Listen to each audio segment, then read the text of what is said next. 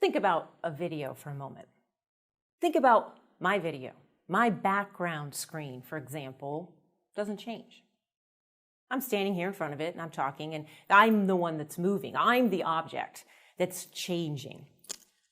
So what if I didn't have to send anything about the background because it's already been sent, it hasn't changed. It's just the differences on me. So when you look at our video frames, for example, most of them are similar, except movement, right? The only time I have this little visual, I don't know why, but the guy that's out there doing the extreme weather reporting, and he's got like, a big old blizzard going on behind him, or he's in the middle of a hurricane and everything's moving right behind him and he's moving, and he's trying to report how bad it is out there. Well, I'm thinking that the background is probably changing equally as quickly as he is. So in that instance, this doesn't work well. But in most, even a movie, when you start to watch the movies, the backgrounds kind of stay the same. They slightly change, maybe as someone walks. So most video frames are similar, except for that movement. So if we only had to send the differences, that would be extremely beneficial to reducing the amount of bandwidth and volume that's being sent. So the goal here is to just send the differences or note the differences between the different pictures. And the pictures that we've been looking at, I think the woman is getting ready to shake the hand of the gentleman.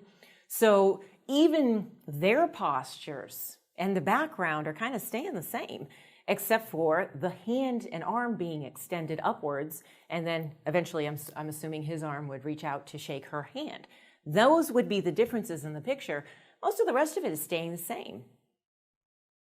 If we look at a format called an iframe, this is an intra-coded frame. We don't look at any other frames except this frame. So doesn't provide a whole lot of compression. This requires the most amount of data to represent it because it's one single frame. They provide that lowest level of compression. So this might not be the choice.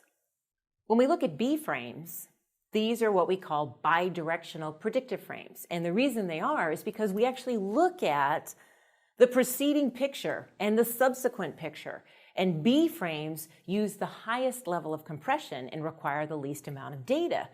But they require an I and a P frame in order for that video to be recreated at the decoder. So once we get that though, now we can do that comparison and we can now say, all right, we don't need to send this because this hasn't changed and so forth. So that B frame becomes very important along with using the I and the P. P frames are forward predictive frames, where B frames were backwards. P frames are encoded by comparing the current video picture with another picture that came before it. So we subtract what's changed. That's what's sent as the P frame. So this process reduces the total amount of data and results in a moderate level of compression, and a video could be transmitted using only an I and a P frame with the modest amount of data.